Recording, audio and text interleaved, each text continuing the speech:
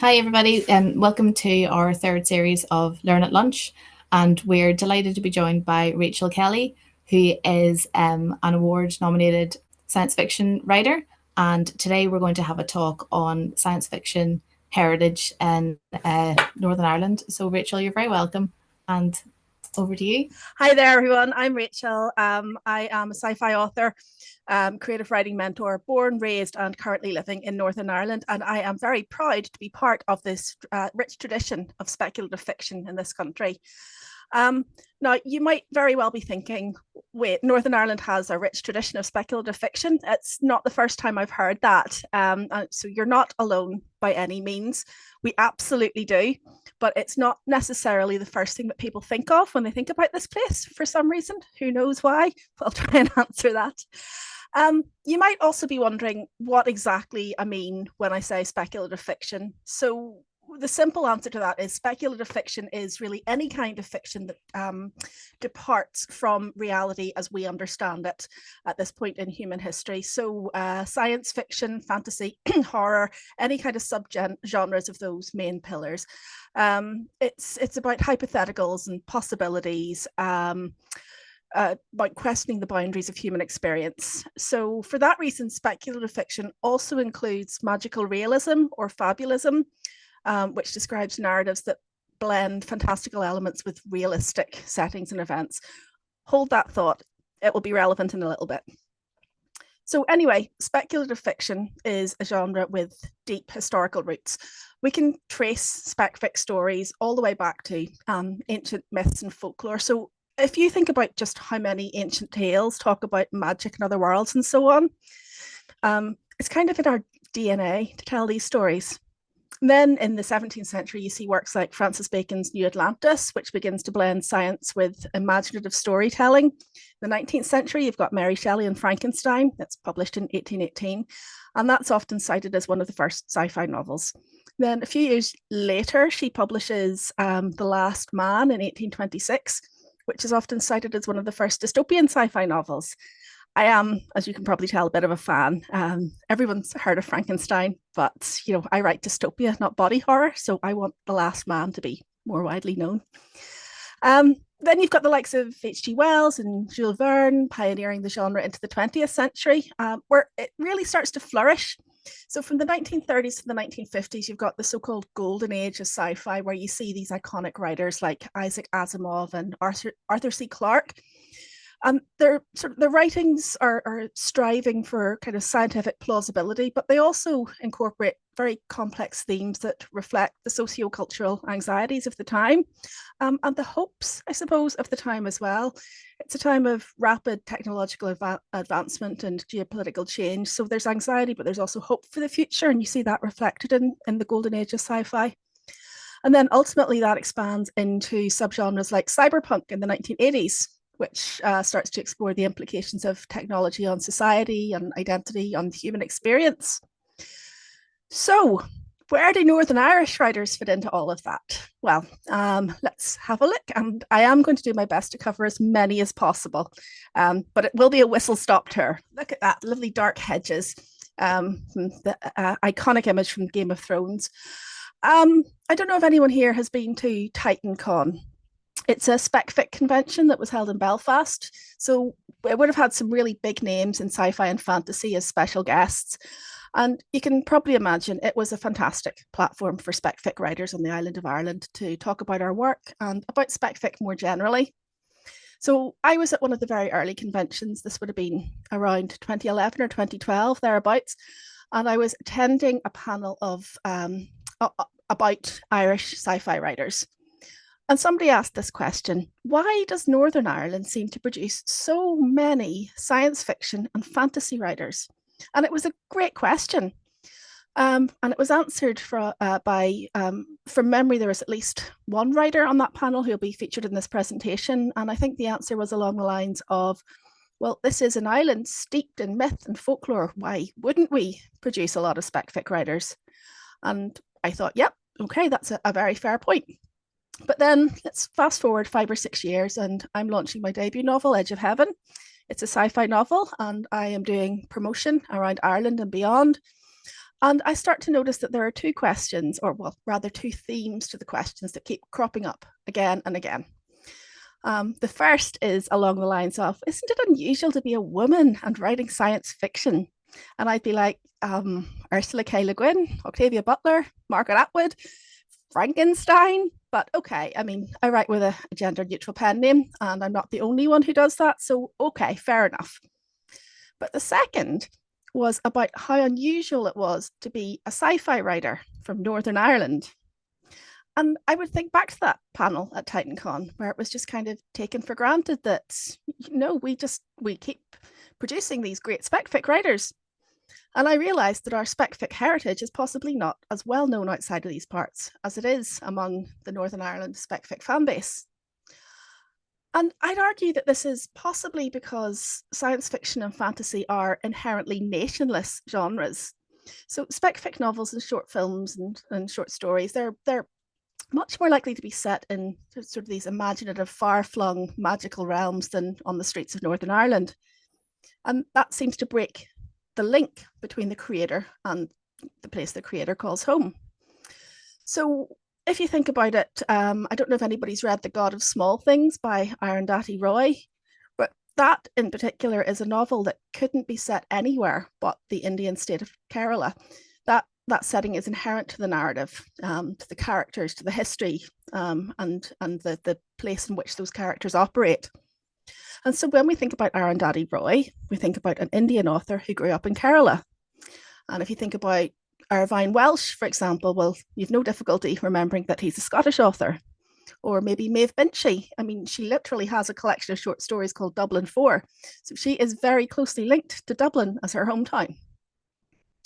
But then if you think about, for example, Ursula K. Le Guin, so she's more closely linked with the likes of Earthsea, a place which doesn't actually exist. Could anybody here tell me off the top of their head where she's from? I mean, I had to look it up and I'm a huge fan. She's from California, if anybody's interested. If you think about Margaret Atwood, you're probably thinking about Gilead, right? She's an author very much in the popular consciousness right now, but the place she's associated with is located in the USA. She's not from the USA, she's Canadian. So my point kind of is that because sci-fi authors and fantasy authors, and to a certain extent horror authors, we operate in worlds of the imagination. So it's often more difficult to kind of connect us to our real world homes than to the universes we've created. So I'm going to list a number of authors and I'm going to talk you through the works and their contribution to sci-fi and fantasy and horror genres. Very few of them have set novels in Northern Ireland. So I would suggest that sci-fi is largely a genre without borders. And this is what makes it more difficult, I suppose, to locate spec fic authors as specifically Northern Irish writers. So let's have a look at a few of them. Okay, I mean, this is obviously the big one. This is going to come as no surprise to anyone here. But you'd be surprised sometimes about how few people outside of Northern Ireland actually realise that he is from Northern Ireland. I mean, part of that is, his big screen performance, the one that everyone knows. He was played by the world's most famous Welshman with a cut glass English accent. I mean, I have literally had people argue with me that though he was born in Belfast, he was actually more English by the time he wrote the Narnia novels. But when you know about the man and his life and his passions, I mean, other than the fact he lived in England, that's really not true. And I suppose, to be fair, there wasn't actually any such place as Northern Ireland when he was born. So he was born in 1898. Partition was still another 23 years away. So I think specifically calling him Northern Irish it's tricky. It's a bit slippery. And, also to be fair, he left Belfast at the age of 9, and then he spent more or less the rest of his life living in various different English schools and colleges. But his father remained in the Belfast family home until his death in 1929. And Lewis was by no means a stranger to these parts, even though he didn't live here. He returned regularly. He honeymooned in County Down in Crawfordsburn after he got married to Joy Davidman. And he considered himself Irish as well. Again, Belfast was part of the island of Ireland, so that's where and how his identity is located. In a letter to his father in 1913, he talks about the debt his writing owes to, quote unquote, being born in a race rich in literary feeling and mastery of their own tongue. And you can see the landscape of Northern Ireland woven through his Narnia. So there's an essay by a writer called David Clare entitled C.S. Lewis, an Irish Writer.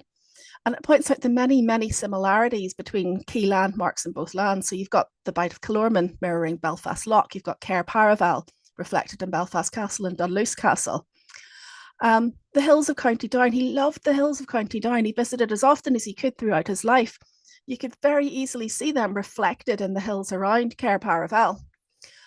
His biographer, Walter Hooper, talks about how it's possible to see stories from the Ulster Cycle and other Irish myths and legends kind of peeking through his Narnian adventures. I mean, we certainly claim him, right? We've got a whole square dedicated to him in Belfast, and we've got the C.S. Lewis Festival, which celebrates his life and legacy. Fun fact, I read my fiction in public for the first time ever at the C.S. Lewis Festival in 2014. We don't necessarily have any difficulty locating Lewis as part of the Northern Irish spec fic tradition. It's just not necessarily that well known among his wider readership, but that's kind of part of the point I'm trying to make. And he's an excellent company, by the way. So, Ian MacDonald, if I was to ask you all to name a major sci-fi literary award, Ian MacDonald has almost certainly won it, or at the very least been shortlisted for it. He's had the Locus Award, he's had the Philip K. Dick Award, he's had the BSFA Award more than once, he's had the Theodore Sturgeon Award, the Hugo, and loads more. I mean, loads more. And these are only the ones that he's won. He's been shortlisted or nominated for the Nebula, the Arthur C Clarke, you name it, his name has been associated with it. His novels include his debut Desolation Road, there's River of Gods, the Dervish House, his most recent one. Oh no, hang on, I think he's got one since Hopeland. There's the Luna series. My personal favourite is Time Was, his novella. He has actually set a novel in Northern Ireland. Sacrifice of Fools has aliens land in Belfast. And he's got a Northern Irish protagonist in a couple. So Gabby McGaslin is in 2 of his Chaga series novels, and she's from these parts. But, you know, other than that, Ian MacDonald's novels are set in kind of near future India, in Brazil, in Istanbul, on the moon, on Mars. So again, there's not much there to locate him as a writer specifically from Northern Ireland. And, you know, I used to live around the corner from him. He's definitely from Northern Ireland.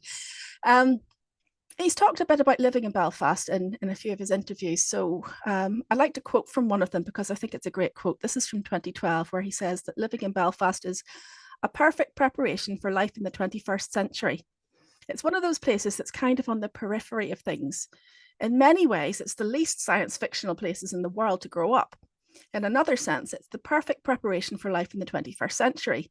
Living through 30 years of civil, religious, and political violence is fairly good prep for the way I feel the 21st century is going to go. Again, this is from 2012, so, you know, he's not wrong so far. Science fiction visionary there. Let's have a look at another one. Okay, so James White, another major figure on the sci-fi literary scene. Sadly, he's not necessarily as well known these days. Probably best known for his Sector General series, which are in turn known for being notably pacifist at a time when a lot of space opera sci-fi was notably not pacifist, quite militaristic. James White was a science fiction fan before he became a science fiction writer.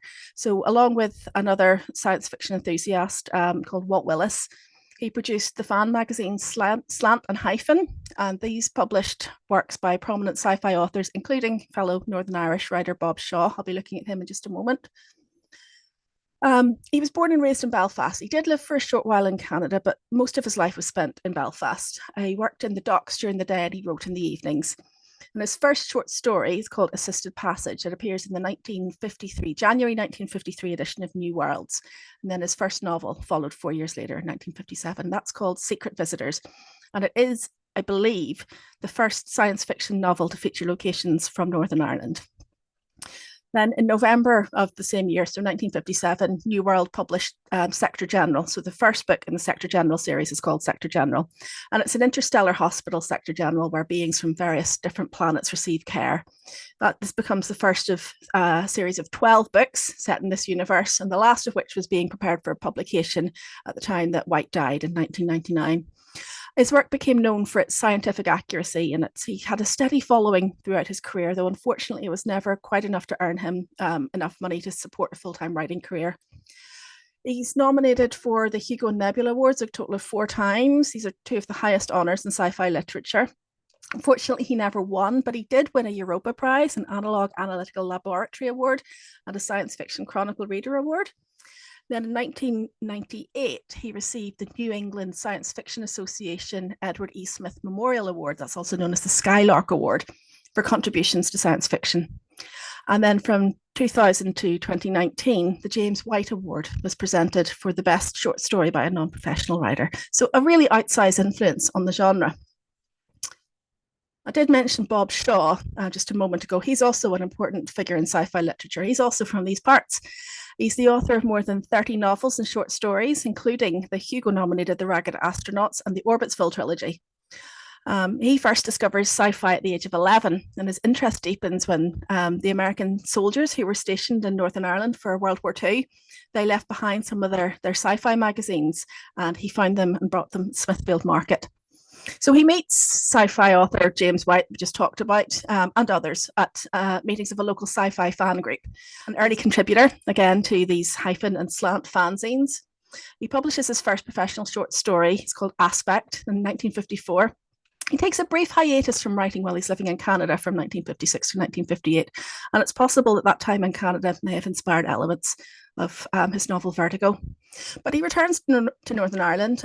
He works various different jobs. He's an aircraft designer, he's a journalist, and then he commits to writing full time. In 1973, when the Troubles are really starting to get going, he makes the decision to move to England, and most of his published writing dates from after this move. But I don't think anyone would argue that still we can't claim him as one of our own. I think he's very definitely located as a Northern Irish writer.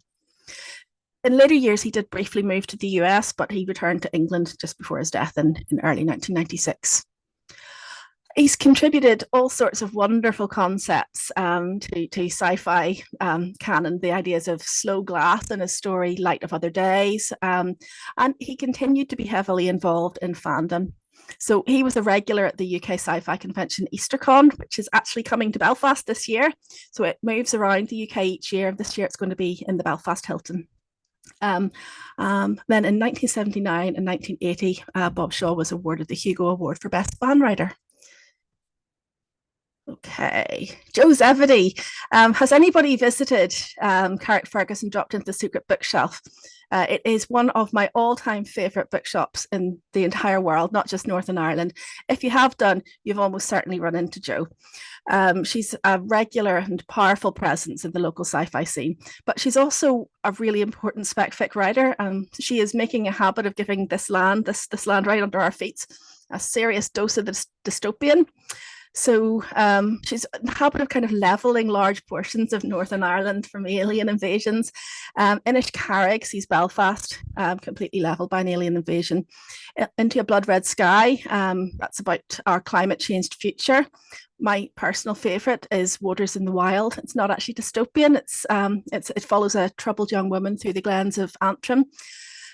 She's struggling to escape what looks like to the outside world could be a psychotic break, but it's almost certainly a fairy curse. Some folks have read Inishcarrig as a Troubles allegory. Jo does not agree. I think that's absolutely fair. I mean, I can see why the reading is there, but I can also agree that we should be able to just, I don't know, have aliens invade and destroy Belfast without it having to have any deeper meaning. She's also established and runs a group called Otherworlds NI. And the purpose of Otherworlds NI is to connect speculative fiction writers in and from Northern Ireland. There's quite a few of us, let's just say that. And then, of course, there's Jan Carson. Her Northern Irish brand of magical realism has been delighting the literary critics recently for many years now. Her debut novel, Malcolm Orange Disappears, is published in 2014. Huge critical acclaim. It explores themes of loss, the search for connection in a fractured society. And then her second novel, The Firestarters, is published in 2019, and it won the EU Prize for Literature. So it's about a sort of a diverse group of characters. It's about navigating the challenges of contemporary Northern Ireland. Donald Ryan describes it as at once grittily real, wildly magical, and insanely alluring.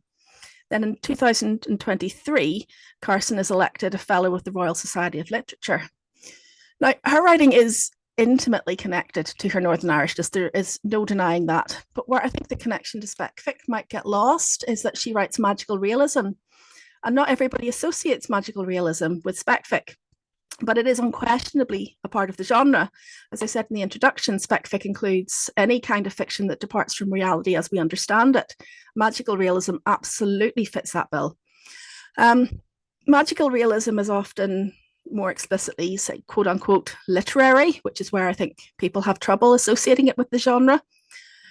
Don't get me started on the perception of genre fiction being somehow less than literary fiction, by the way, or we'll be here all day. Now, I've spoken alongside Jan on SpecFic panels, so it certainly looks as though she counts herself among our numbers. And I just also want to point out that the Firestarters also won the Kitschy's Prize for SpecFic.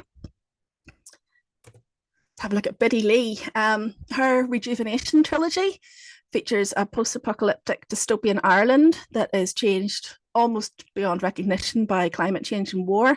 It's also woven through with references to Irish folklore, in particular the Children of Lear are used as a way for the protagonist to make sense of ideas around death and aging.